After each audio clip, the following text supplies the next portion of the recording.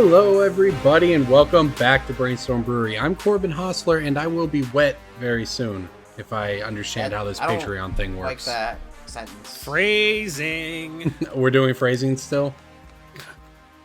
Are we not doing phrasing? All I know is I didn't think that... if we're gonna stop doing a thing, I just want to know about it. All I simply mean is, thanks to all of you, I will be in a lake soon. Because we did, in fact, hit our Patreon goal of 500 patrons. And now I can't have Buffalo Wild Wings for a year.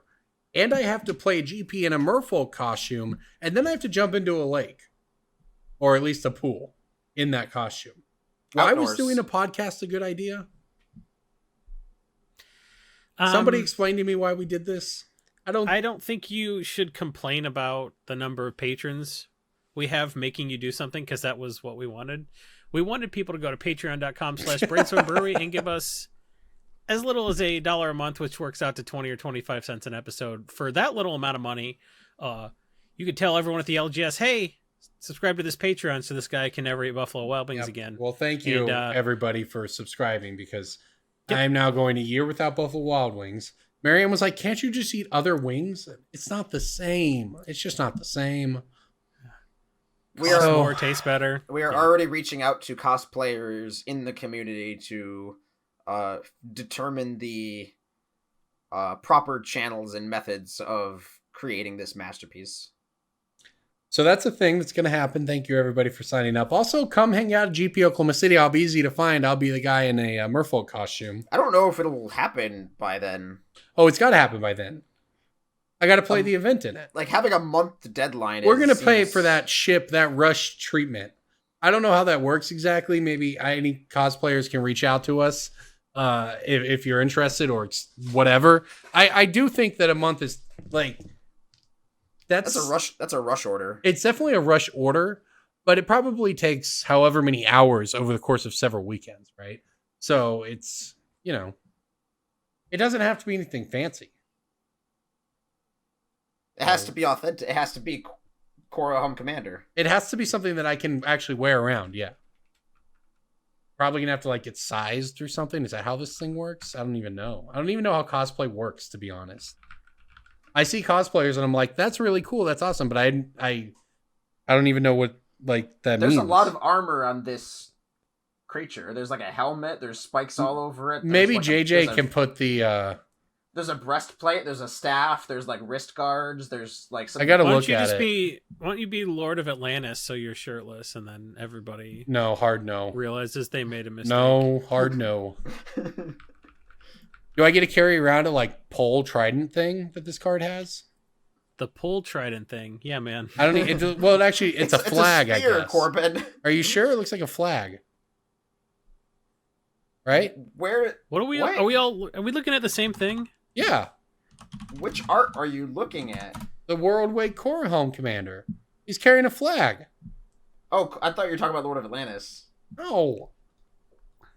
It's got to be Corbin Home Commander. I should just get drunk and do a bad history summary of different animes, what they're about. Drunk history of animes? Yeah. I'm in. I'll do that. Yeah, that sounds cool. 600 subscribers will do it. Well, that's the thing is you're already supposed to be streaming, right? Didn't we hit that goal? Yeah, my computer's coming Wednesday. Yeah. Chandelar time. All right, so Pioneer exists. I have a breakdown of the 5-0 decks for Magic Online for anybody interested. How many of them don't have Oko? It's hard to say. That's not how it was grouped here, but so there were basically 22 of the 5-0 lists. There were 22. The greatest amount were Thoughtseized decks. There's a lot of Sultai in there with Okos. There's Grixis. There's just straight Golgari. Just basically your Thoughtseized stuff. And that's a lot of mid-range decks. It's control decks even. There's Pyromancer decks, even dragons. So dragons? Yeah. Grixis Dragons was a thing. That sounds cool. Yeah, there's a lot of cool stuff. Next up was red aggro with 20 decks. A lot of mono red prowess in there. A lot of just, your Hazaret decks. After that was control decks, actually. And I didn't think that control would have much of a chance against the combo decks here. But control decks were next up with 14. Then the best finishing combo deck, best performing combo deck was Copycat with 10 copies. Then even ramp decks, Mono Green Devotion was a thing after that with 9 decks. Then that was like a deck in Modern, but like yeah, it kind of was. You had Prime Time though. I was surprised. I expected there's even a couple Soul Flare decks, which is definitely sweet. But yeah, there's a lot of Soul like the Chromaticore decks? Oh yeah. Nice. Yeah, that one was pretty cool, I think. Jason's favorite cards. Well, I mean, every time I go to a GP, people bring those up for me to sign. So, like, I guess that's my card.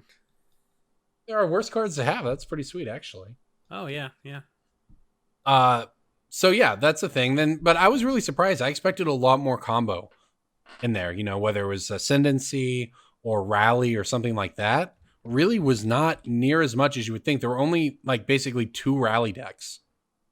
There were even a couple like Nexus of Fate decks in there. So interesting. I mean, obviously it's early, and right now Thoughtseize can definitely prey on people who are just trying to, no one has tuned decks, right? So just playing a proactive Thoughtseize deck is pretty good.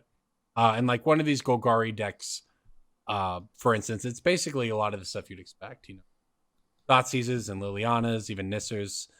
They're basically kind of Delirium decks, only without the they look like those Delirium decks looked, only they're sometimes Constrictor decks, stuff like that. There's not necessarily a ton of Emrakuls around. So there are only 5 decks with Emrakuls that made it into the 5-0 dump. And one of those was a Marvel deck. So what I did think was interesting, and this didn't surprise me, but maybe surprise some people, Marvel decks were not that good. People thought they would be. But I'm not, because the thing is with people have to understand, this format is not just, obviously this is where people start, but the format is not the greatest standard hits of the past 6 or 7 years or whatever. It's a format where cards from the last 6 or 7 years are legal, and those are not really the same thing. So Marvel, because no one was tearing your hand apart with Thoughtseize when Marvel was running around, right? And Marvel was honestly not as good as people think it was. It was the best thing to do in that format by far, to Marvel into Ulamogs or whatever. And I don't remember the math, but it had the turn 4 Ulamog a lot less than you would expect, just statistically. But the thing is, does that mean that people on Twitter were complaining? Well, it really, or over exaggerating something. Well, it maybe. Maybe. It depends how you look at it, because it was far and away the best thing to do in that deck. Because even if they didn't hit the Ulamog or whatever, they'd sometimes just, a lot of times they wouldn't even have, the odds were just calculated solely on having the energy to activate Marvel on turn 4, and it didn't happen that much. But now we are in this new format, and everybody can play everything, and it's not just about that, because that's a standard deck. All these other decks are standard decks plus 5 other years. If every card in your deck has to be an energy card to make Marvel work, you're just playing a standard deck. That was the problem with the deck in Modern. Even you didn't really get anything new. You just got the standard deck in Modern, and you get better payoffs clearly, but the deck didn't become any more consistent or anything. So that's why I didn't think it was going to break Pioneer, and it clearly seems like it hasn't so far. That said, Marvel is still a very powerful card, and who knows, but I don't know. I don't know if you want to call it, obviously the metagame right now is going to be diverse, but I was impressed by how it wasn't just a big cluster of combo decks. Now, I mean, keep in mind, these are Wizards reported things, so I think they have rules about how, they don't show things that are exact copies or whatever else. They have to differ by X amount of cards, but just solely based on the number of decks, it seems like we've got a pretty open, sweet format so far. Yep, and there are likely bans coming, but like this was a pretty good first event, and it seems a lot more open than people thought it was going to be. And whether that's just people don't know how to play the decks yet or whatever, but it seems way more wide open and less everyone's going to die to Copycat than everybody thought. But yeah. There is, I like listen this. To Doomsayers anyway, but straight mono green Devotion ramp is also pretty sweet, right? That just plays Gilded Goose and Elvish Mystics and Land of War Elves and Leyline of Abundance. Because guess what? Turn 3 Nissa, pretty good in Pioneer, just like it is in Standard. Wow. Yeah. Not to mention, So you're just this is what's kind of ridiculous. So what are you just finaleing into No. into what? No. So it's literally just the broken thing here is Once Upon a Time, because that card's just silly. But provided you don't somehow have one of your million ramp creatures on turn 1, that can find it for you. But it can also find Nykthos, and the deck definitely pops off with Nykthos. You have 4 Leyline of Abundance, which give you double green to start with, plus they make your mana dorks better. You can just do ridiculous turn 3 Nissas, Double Leyline can give you a turn 2 Nissa. Double Leyline Mana Dork, that's a turn 2 Nissa. You ramp into Nissa, Garruk Caller of Beasts, which is probably a sweet, possibly under the radar pickup. And then you ramp into Ulamogs and Hornet Queens and Ballista, that sort of thing. So Hornet Queen. Yeah. I like that card a lot. Yeah, that's cool. So the deck even plays, this deck particular one I'm looking at, even plays Nissa Vastwood Seer. So there's definitely, if you're interested, go dig through those 5-0 lists online or the challenge lists. That's where you're going to find a lot of stuff cropping up in terms of what you're looking at for spikes or something like that. All right. Speaking of, you guys want to go ahead. Sorry, go ahead. This past week has been so crazy that I really struggled to find a pick of the week just because there's so many cards that are so expensive right now. And I have said this a couple of times over the past few years in this podcast, but like, just sell everything. Not everything. You know what I mean when I say sell everything. But just like, if you're not using it, if it's not nailed down to the floor, just Marie Kondo your entire fucking binder. And just like, every Magic card is so expensive right now. If you look it up, you're like, that's a lot more expensive than it used to be and should be. So like, unless you have a very particular reason to hold on to certain cards like Oko or like Training Grounds or just like Siege Rhino, Hangerback Walker, just everything. Siege Rhino is an interesting one too, because I think that card actually gets better as they start to ban stuff in the format. But there's also like 8 million copies out right now. Yeah, there are. So like, just sell everything. Not like Magic is dying, sell everything, but like sell everything because Magic is doing so well. And well, all the prices are up, and yeah, just like wait for the reprint set, wait for the mystery booster pack thing. Well, we heard that we do know that mystery boosters, which will be given out at next week in Richmond, are not Pioneer Masters. That's what we know. Yes. Yep. So I bet that they were Pioneer or something not Commander. So there's a possibility that I've lost the bet. So what I went ahead and did was use some of your Patreon money, and I got something called Little Nitro. It says it's the world's hottest gummy bear. If you're watching on YouTube, you can see me holding it up for the camera. It's about the size of a Magic deck box, and there's one little gummy bear in there in plastic. And this is 9 million Scoville, so this is going to melt my face off. It's 6 times hotter than the one chip challenge chip. So I hope I don't have to eat this. I hope DJ does, or we both do. So what's the criteria for both of us? Because I don't know if that's a thing. I don't know, man. I just think it'd be funny if we both had to do it because it's going to hurt a lot. Because your stance is just not Commander, so therefore, if it has a reasonable amount of Commander reprint cards, wow, who's the judge? If it's a mixed bag and like neither one of our takes was correct, because I'm not going to say, oh, I said it was anything but Commander. I don't know. I think if it's I'm just fairly like certain that's the take you took. Am I the judge but that's here? not fair to you. If I'm just like everything that's not 100% Commander, that's not fair to you. So if it's like some Commander, some Pioneer, some whatever, I'll eat one along with you. All right, there you go. That seems fair. I'm not going to be a jerk about it and be like, well, I can construe this very narrowly. Like I'll eat this hot gummy bear. I don't give a shit. I mean, Jason has the hot gummy bears. They got to get eaten, right? Yeah. So, I got 3 of them. I can send one to Corbin too, and he can eat one just for taking. I don't know how I got involved in this. Well, there's all kind of stuff on the internet. There's really hot peanuts. There's all kind of stuff. So like, I think that's better than saying, yeah, it's a Fogo bet. And then like no one in the cast hears about it. And like, we never go to Fogo. And then like, we forget who owes who by the time we go. That was the worst part. I may or may not have gotten gamed. We were in Indy and I bought DJ Fogo. I have no idea if I was supposed to or not. You know that You one weren't. you were. Oh, okay. You Sure. You definitely weren't. DJ was bragging about it. He's like, I'm gonna trick Corbin. What? That's what I'm saying. Yeah, he was bragging about it, DJ.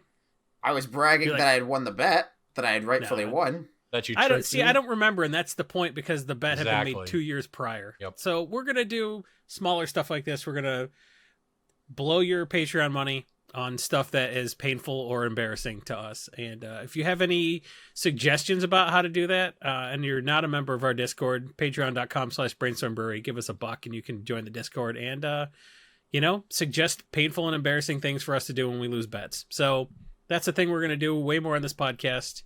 And that's, I think, funny. So we could be getting Little Nitro'd here in as little as Little a week. Nitro'd. Can't wait. How exciting.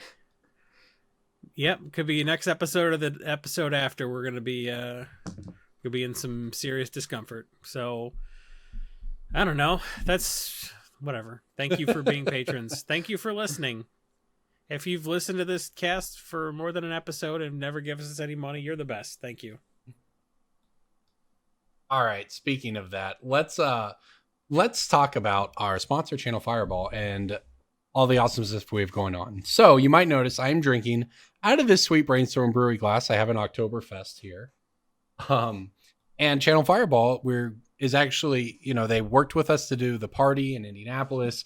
They have been really great to us, and they're doing a giveaway through their social media of one of these glasses. So for everybody watching, if you're interested in another glass, if you're a patron and already have yours, or if you're not and you want it, follow Channel Fireball on Facebook and Twitter to get in on this giveaway, which will probably be done, I don't know, I think in the next week or so. Also make sure to check out the Halloween deals. Let's see here. Well, I see we're recording on the 28th, so Halloween is Thursday. So the patrons will get it early. Everyone else, keep an eye out for the week after that. There's going to be plenty of deals coming up on the website. So again, shout out to Channel Fireball, our sponsor, for being awesome. Make sure to check out all the content on there. We announced, this was a big deal. Actually, I'm kind of curious your guys' take on this.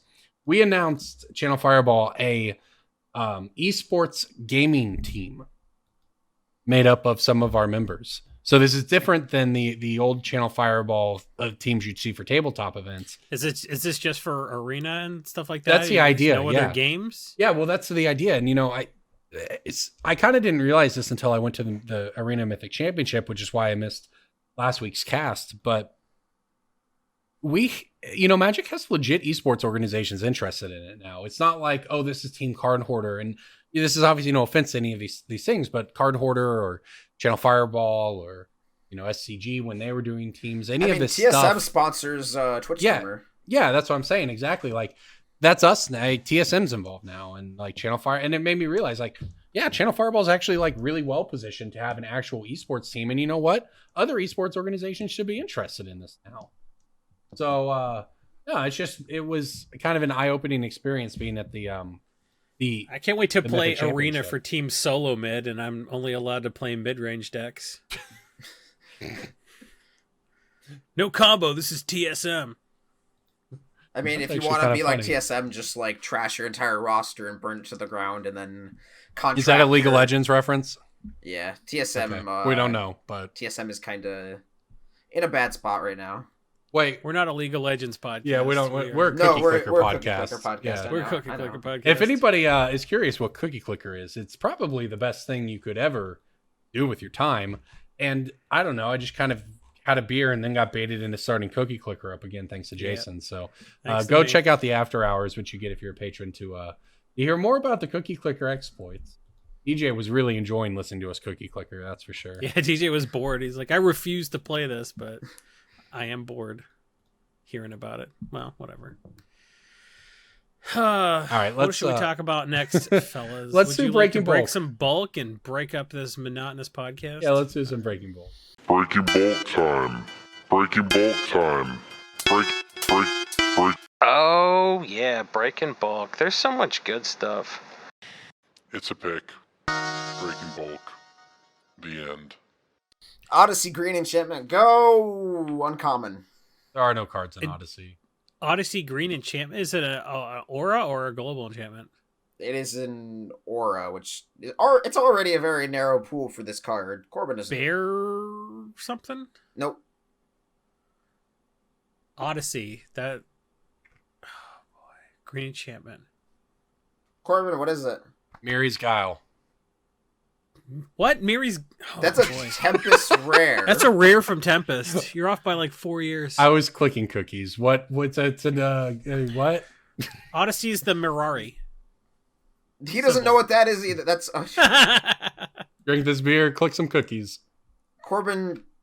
Can you not do other things while you podcast, please? No one knows what's an Odyssey, my man. I know what's in Odyssey. It's like druids and squirrels and... Oh, Ooh, is it a squirrel druid? Jason just basically got the card by saying those two things. Is it druids call the squirrel thing? Yep. He's like, it's got druids Wow. and squirrels, and I'm just looking. I'm like, yep, it is a druid squirrel card. You did it. Druid's Call, enchant creature, 2 mana. Yeah, it's like when a creature dies. I didn't- No, I whenever you get a squirrel. whenever enchanted creature is dealt damage, its controller puts that many 1/1 green squirrels into play. Oh, wow. Nice. This is just a card. If it has the word squirrel on it, you should probably pick it from bulk. Just because I honestly didn't know this was a breaking bulk. This was a good pick. Not only was I stumped because I don't know Odyssey, I actually didn't know this was a card. Yeah, How I mean, much is it? it's like a little over $1. It's in that. No, it's like $1.50 on TCG. Yeah. Yeah, that makes sense, man. It's a card that's never And- been reprinted. It's definitely one of those cards that could just get jammed into a Commander Masters-esque set if they decide to go forward with some sort of cube product, some sort of wacky reprint set at the end of the year that they're just going to shove a bunch of cards that are legacy. This will legal never into. get reprinted. You don't think so? Yeah, man, I'll eat a hot gummy bear if they ever reprint this card.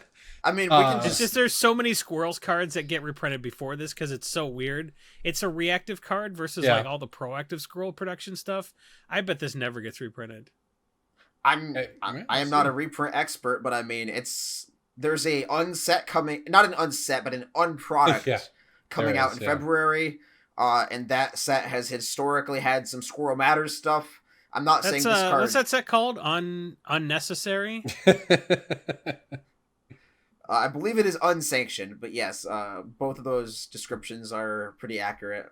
This Druid's Call is Undesired. just like a nice little squirrel card too. And there's probably some various combo loops with Pandemonium and Stuffy Doll or just wacky indestructible stuff going on where you just like put some squirrels into play and then go crazy. It's just a nice little thing to find in bulk, and you should generally pick every card out of bulk that has the word squirrel on it.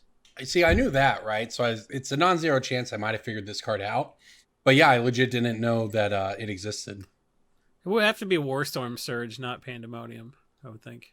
All right, I've got one for you guys that is gotten really cheap, but I think it has a resurgence chance with Pioneer. So it's one of those breaking picks of the week. But it's a Eldritch Moon White Uncommon. Thraben, no. No, Eldritch Thraben Moon Inspector is a White- common no, and it's worth Blessed money Alliance. already. It's Blessed Alliance. It is Blessed Alliance. So Yeah, this, right. remember Blessed Alliance used to be like $2 back in its Yeah. standard. It was very, very good. And it even saw modern play for a good long while. But it seems like the perfect kind of card. Remember I talked about the 5-0 decks. There were a lot of red decks there. Well, gaining 4 life is pretty good, as is making an opponent sacrifice an attacking creature like Hazaret. So Blessed Alliance is just a sweet sideboard card. I mean, it's basically a quarter, 35 cents. Really cheap.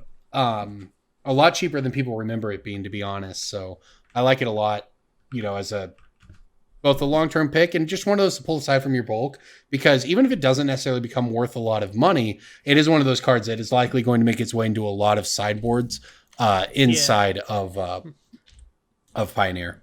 On another Modal equally... cards from that era, like why would you not just pick every modal card, basically? Just Yeah. because- On another Yeah, and- equally important note, I spelled the set code for Odyssey right on the first try.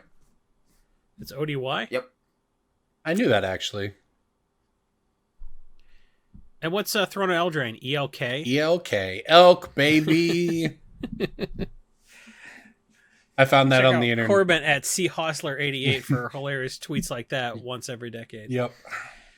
I have a green card also. It is a green creature that has been printed 4 times, 3 of them in commander decks and 1 of them in a banned set.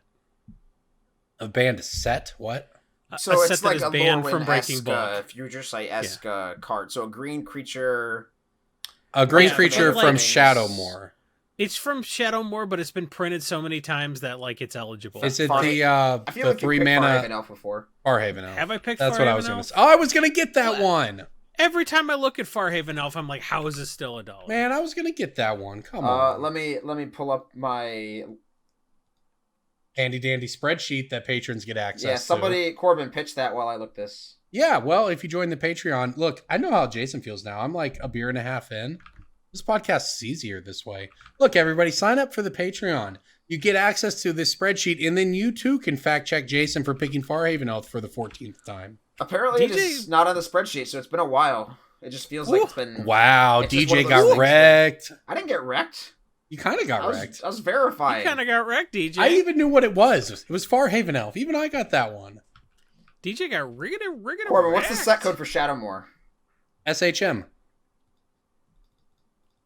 Why? SHD? I don't know where you're going with that. I think it's SHM. It is SHM. Yeah, Ha! I knew that.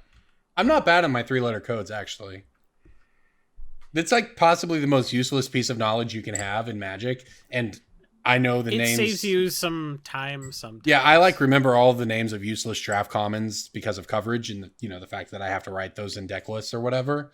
But at least in the old days I did. But yeah, I'm actually decent on 3-letter codes. That Well, since you don't need to DJ know. thought that one was kind of worthless, look at Arcane Denial too. That's like almost $1.50 on TCG Player, and that's just a card that was in Masters 25 and at Common, and everyone's like, this is trash. The art's not great, but I mean, even the M25 copies are like over $1. So if you're getting Arcane Denial in bulk, good for you. But Good for you. I sell a lot I definitely did. I I sell do, a for lot of sure. Arcane Denials on TCG Player.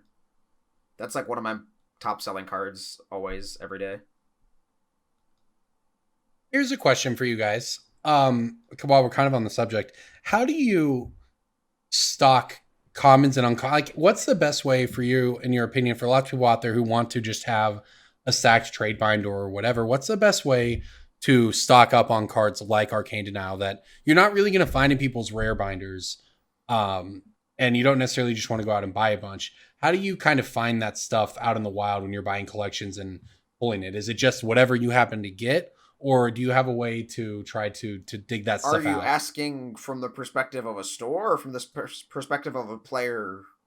Like, Well, let's say, I mean, obviously, like for us, the answer is just buy collections and pull them all out. But suppose you're just a player trying to have a great trade binder. Should you go around asking for stuff like that? Or should you? I would yell at people who are trying to build a trade binder. Yeah. Yes, we all know that you think it's way easier to destroy cards by keeping them in a box.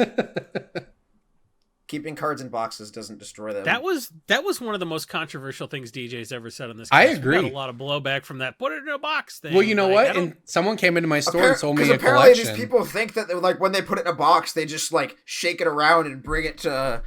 I don't know. Like maybe don't shake your boxes all over the No, place. look, Just, I definitely, I'll say this, and I gave DJ pushback when he said it, but I think it's a correlation, not causation sort of thing. Generally, the people who just throw their cards in boxes are the people who didn't take the time or effort to make a trade binder, which has always been pushed as sort of the thing to do, So I think the correlation is that people who didn't bother with a trade binder are people who didn't take good care of their cards. I don't know that it's causation that using a box instead of a trade binder automatically leads to more destroyed cards. Does that make sense? Yeah. Yeah. So, but it's like somebody came into my rubber bands store. Don't destroy cards. People who put cards in rubber bands destroy cards. I mean, Yeah. rubber bands also destroy cards. Yeah, that is somewhat true anyway. guns don't kill people. That's where we're ending up with this. Somebody came into my store this week and apologized for their cards being in a trade binder and not a box. But the first thing I do when people tell me they want to, sell an entire binder worth or whatever is just say, yeah, that, I obviously am interested, blah, blah, blah, but you got to help me pull all this stuff out. And by the way, please take it out of all these sleeves. Save yourself time by de-sleeving before you take your cards to the GP. And save me synapses. Yep. Charging you an asshole tax. Asshole tax, yep.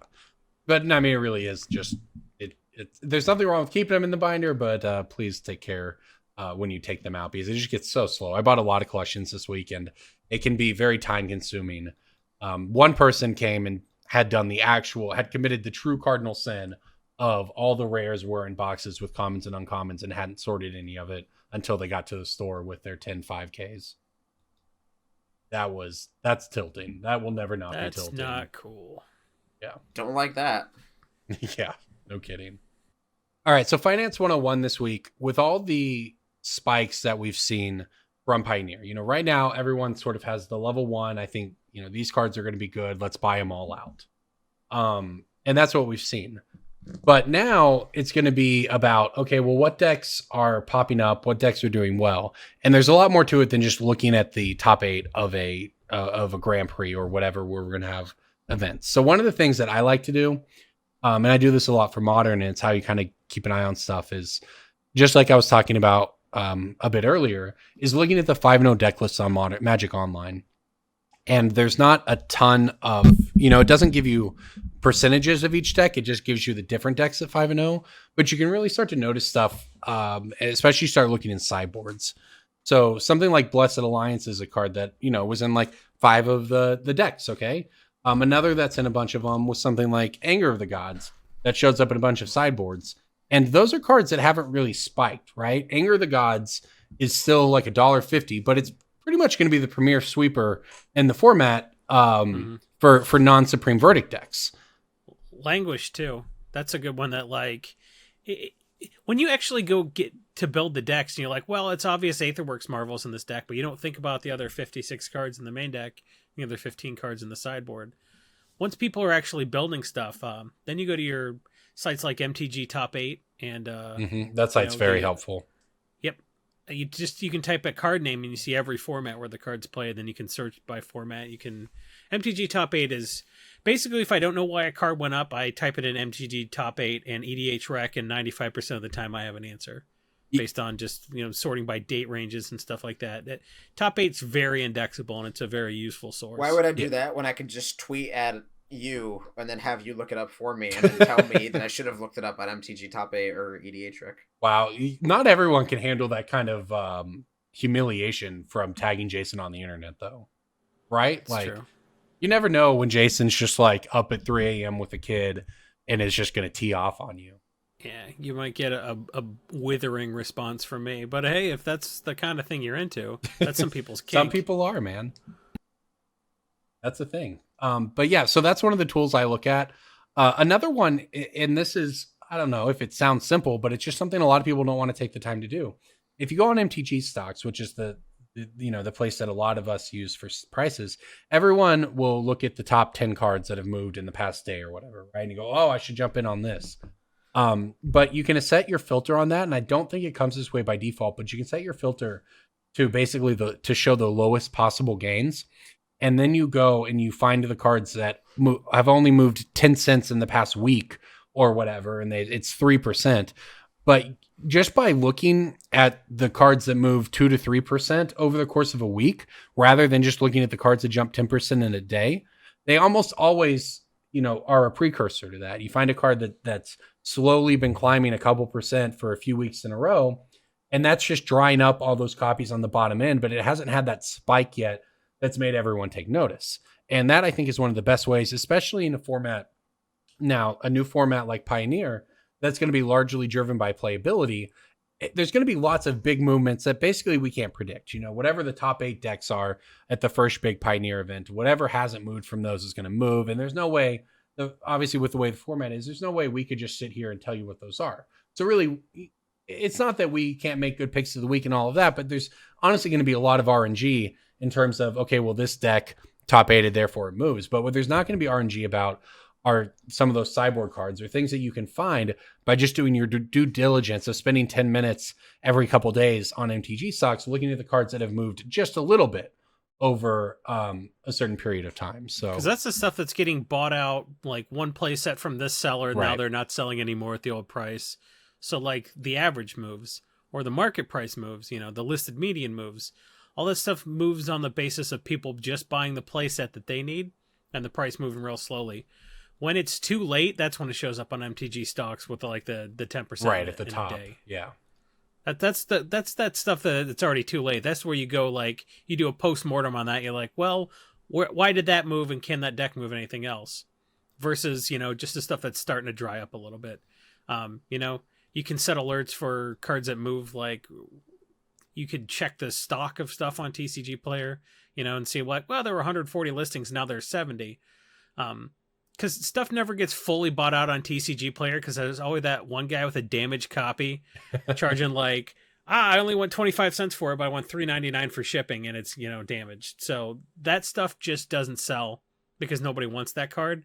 So, you're going to be like, well, the listed median is, is way away from this, but the price scraper site's like, this card's still $2.29 when the listed median's like $7, because nobody's going to pay $2.29 for a copy with the corner ripped off, charging $4 shipping. So you have to really, you don't rely on the stuff that scrapes those prices. You got to really check up on the stuff. So going every day and looking at the number of listings, that'll tell you when that stuff in the middle is getting bought too. Because the undesirable stuff at the stuff you see at the very top, the first stuff you see, that's not moving. But the stuff in the middle is going to get bought out without you noticing, unless you really kind of check some of that stuff. So that's just something you learn how to do. If you kind of get fooled by something and then you figure out what happened later, you learn to, be a little bit more, I don't know, you notice more stuff, I guess, Well, it's just about putting in the time, right? Yeah. And honestly, like it's a lot of times it's not that we're financial geniuses, although we are quite intelligent and good at this. I mean, by now we've been doing it for 7 years. It would be real weird if we weren't somewhat accidentally good really good, better than we were, right? Right. But that's the thing is, just the simple act of changing the difference on MTG stocks to show a 0 or 25-cent gain rather than it's like turning your cards upside down to sort them. Yeah, it's just one of those tricks that you may not see. And honestly, there can be dozens a lot of times, or even hundreds of cards that have moved by 2 to 3%, and they're not all. A lot of times, it's just noise, right? They're not all going to be picks. Yeah, I mean, when random rare from Legends moves like 8%, people lose their goddamn minds. It's like, oh, this card's getting bought out. Yeah, there was one copy on TCG Player, and somebody bought it. That doesn't mean. Yeah, and a lot of times it is just noise of cards not really moving. But a lot of times you can look in and you take some time you just have to spend some time studying graphs.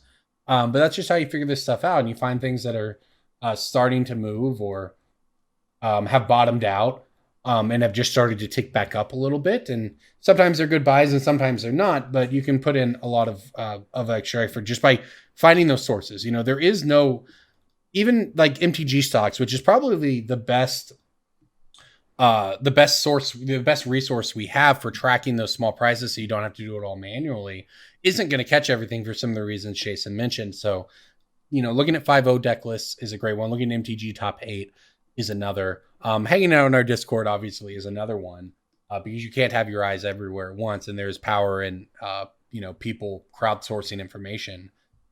But I think just, in terms of Finance 101, how to spot a spike, that's some of the best ways to do it. Is you have to try to stay ahead of the curve. And these are some of the tools that we use to stay ahead of the curve. So if anybody at home has any tricks that, this is how you keep ahead of it, or, one of the things I wish we had more access to are like the volume of cards that move.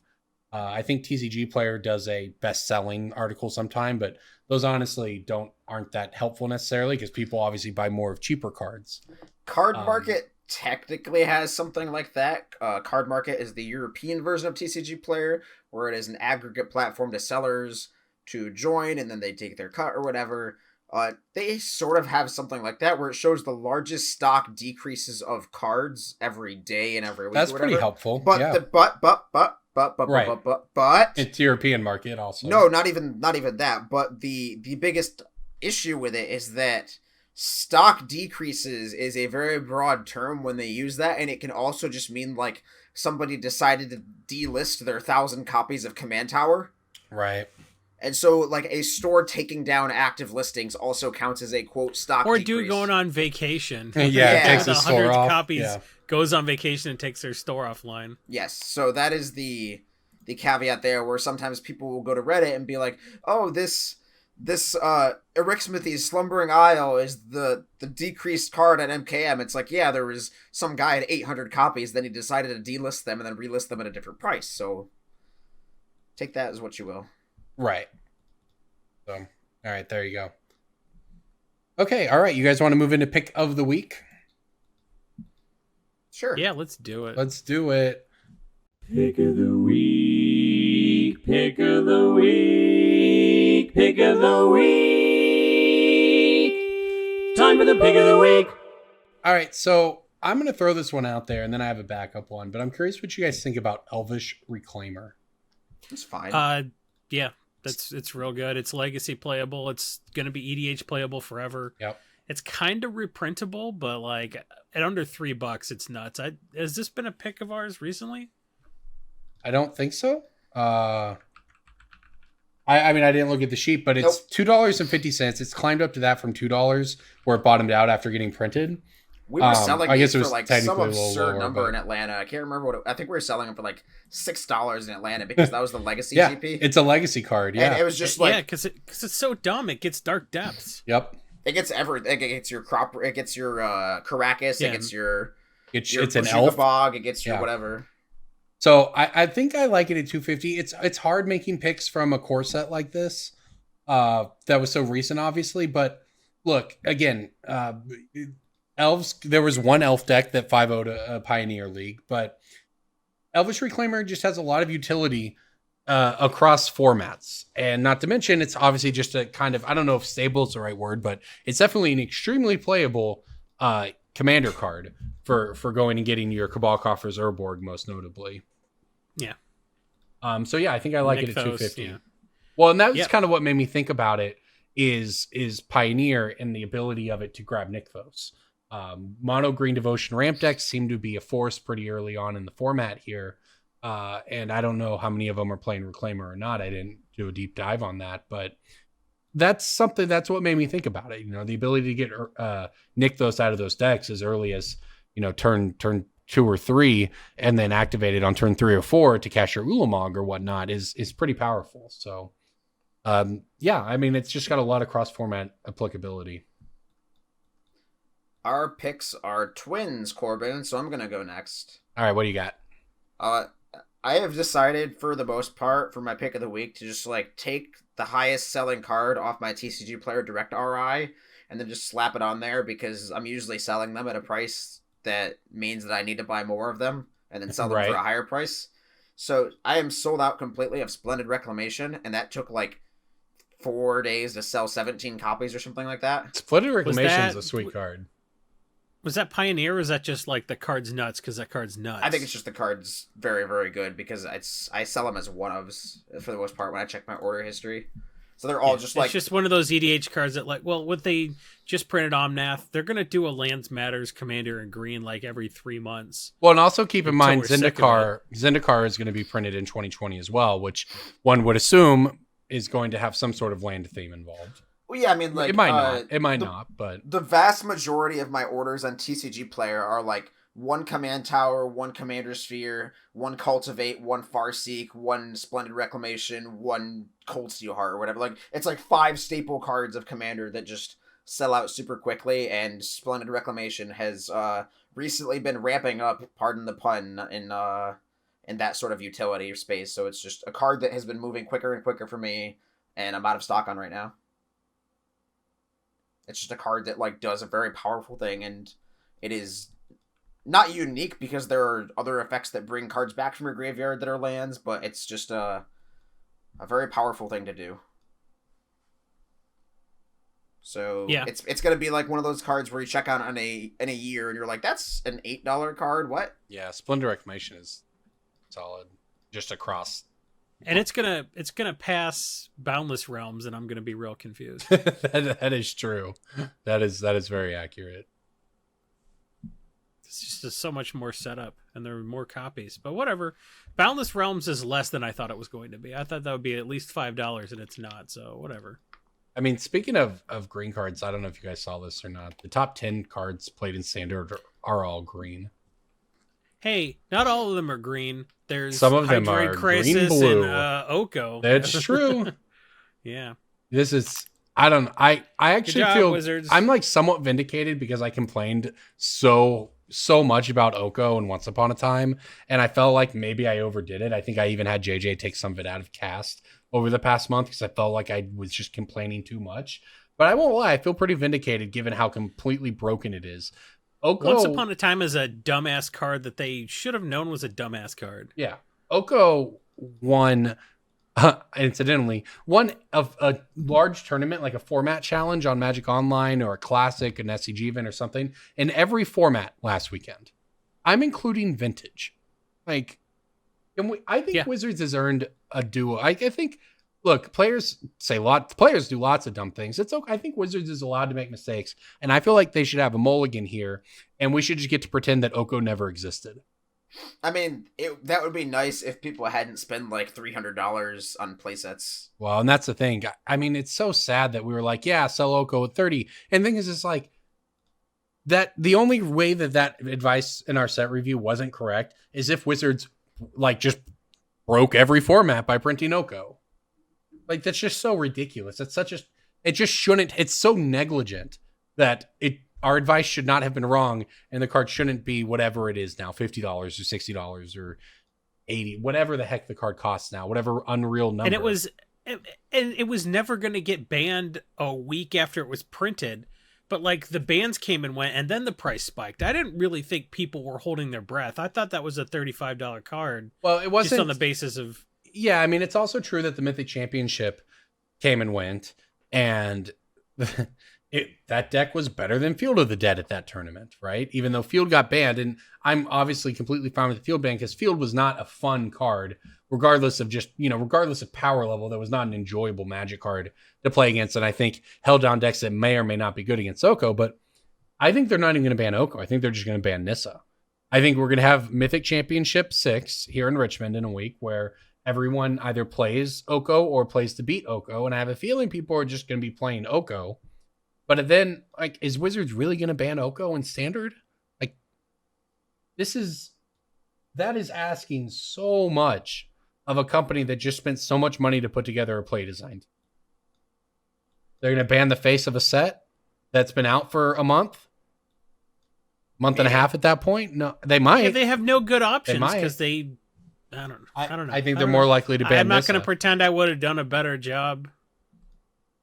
Yeah, I mean, I think the prevailing theory going around the internet is that it's just obviously whatever happens, cards get changed around all the time. Maybe they didn't get ample time to test with it, blah, blah, blah. That seems to be the case for all the cards that end up broken is they get changed late in the cycle, you know.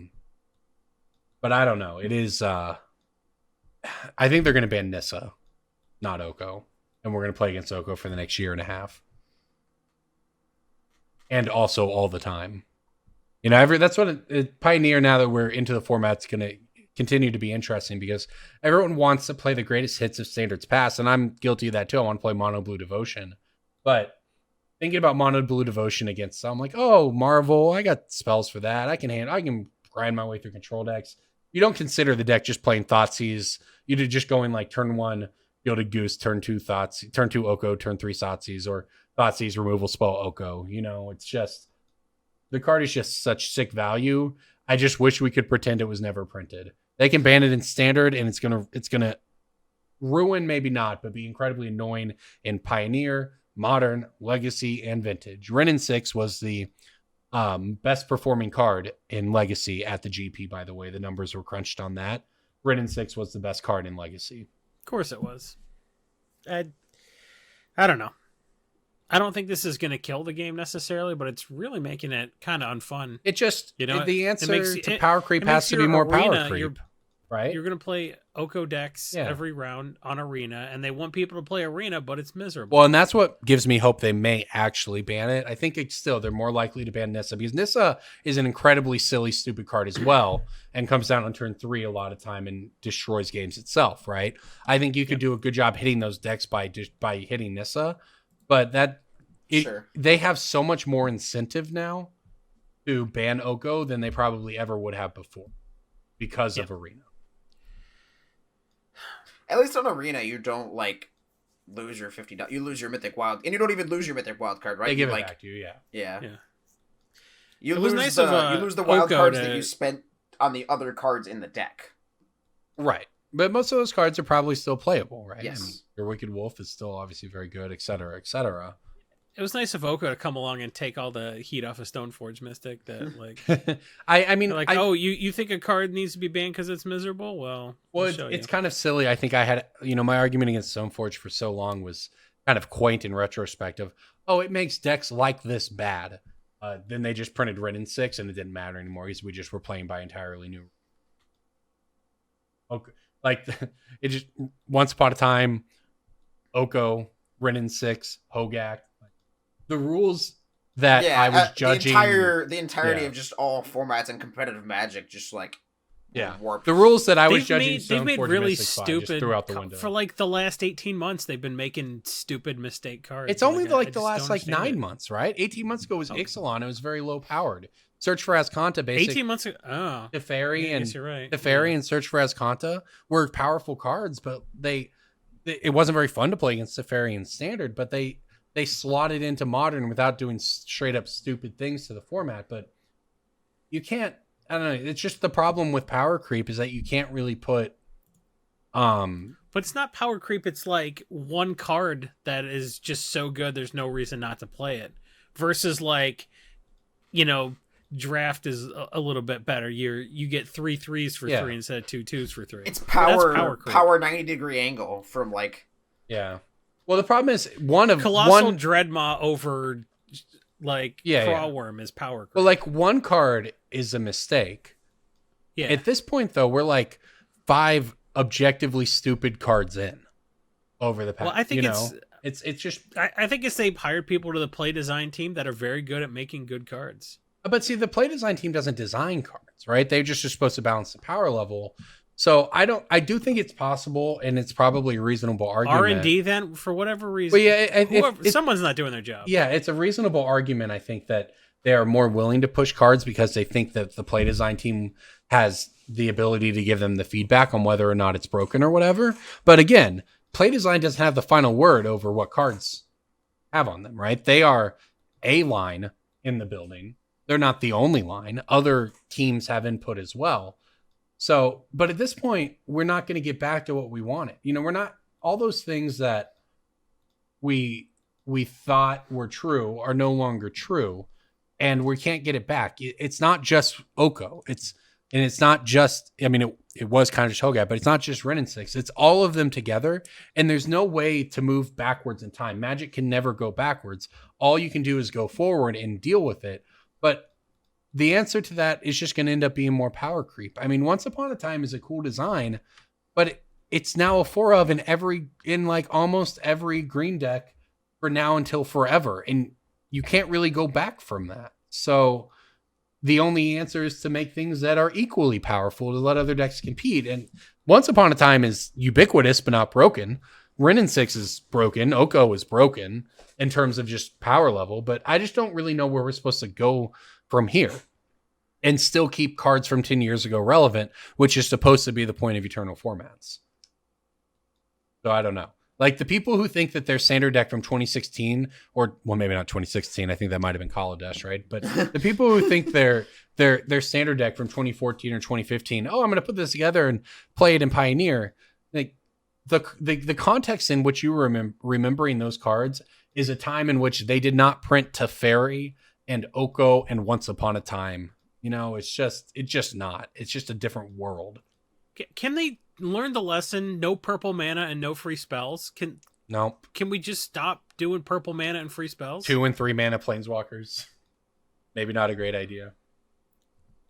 I liked when planeswalkers were, and I really don't want to sound like, because I want Wizards to continue taking chances. Back in my day, I don't have the a only problem. Planeswalkers were in my Brother's War novel. I don't have a problem with the idea, like the concept of War of the Spark, right? Where we're going to stuff it full of planeswalkers.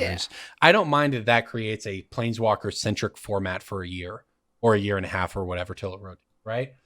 But Oko is not that, right? Oko is just, we've decided now that planeswalkers are the entire game. I noticed this when I was watching all the games of the Mythic Championship. They weren't games where the planeswalkers were part of the games. They were games where the planeswalkers were the entire game.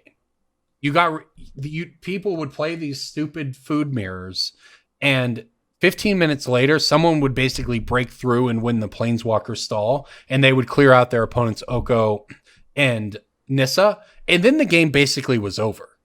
Planeswalkers weren't a part of the game. Every single game of Magic was not about people's life points. It was about the Planeswalker sub-game. And once you won the Planeswalker sub-game, you won the game. It kind of felt like Hearthstone, where once you got control of the board, you just had the entire thing on lock, right? It felt like that. Every game was the Planeswalker sub-game, and once you won the sub-game, you won the game. And it was just every single one. So, like I said, I don't mind that in a vacuum, over a smaller period of time. I just really hope that is not the new normal. And cards like Oko make me worried that it might be. But thanks for coming to my TED Talk. Yeah, what I think Wizards has shown that, and it's not like the only person feels this way. There's some massively upvoted posts on Reddit this week, for what it's worth, of someone saying, I wish they would stop designing the game around solely Planeswalkers. I mean, Magic evolves and they design new things, and it continues on.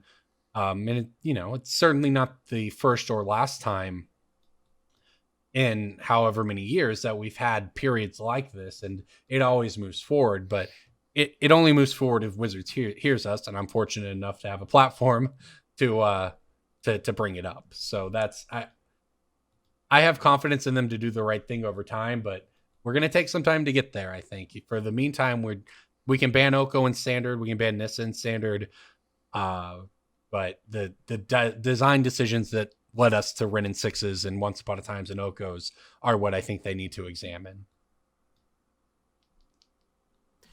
So anyway, my pick of the week is it's an artifact from Stronghold that it was in the Slivers deck, and the foil Slivers versions are selling out in near mint. Either that or it's hard to keep them near mint because there's those curly ass premium foils. Hearthstone? Whatever's going on, Hearthstone is predicated, I guess, on Kenrith. But also, recently, Lazav the Multifarious, Xantia Sleeper Agent, and Grenzo Dungeon Warden are all recent enough decks that run this card. I think if you're going to run Kenrith, Hearthstone is, a card you need. And while it's basically, there's no money to be made on Biomancer's Familiar, and you don't want to spend $25 on Training Grounds, I think Hearthstone's in a good spot. It is uncommon, but that's Stronghold, so they're more mythics from new sets than there were uncommons from Stronghold. And there aren't too many listings of Hearthstone online, especially on the premium foils, which I don't advocate buying.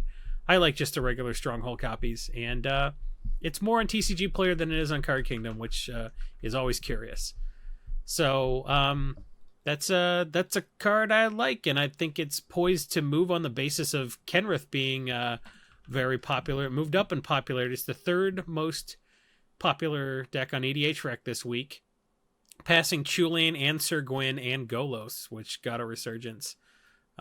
So yeah, it's a card that they are going to print cards later that can utilize it also. Anything with activations with the colorless mana in it, it reduces. So that's always useful. I want to rant too, because we ranted about Oko. Why don't we rant about Hearthstone? So yeah, whatever. Just buy the stupid card, you idiot. Don't argue with me. Just go buy the shit, you fucking morons. Wow. You can cut that. I don't care. Cut that, please. You fucking stupid assholes. Yeah, that's my pick.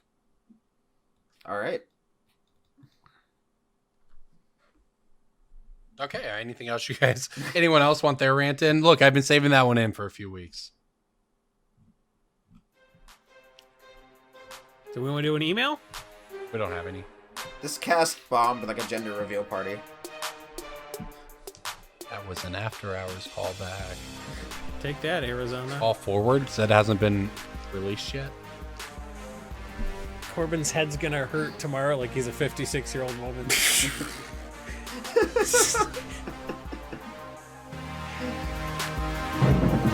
How about the new Call of Duty?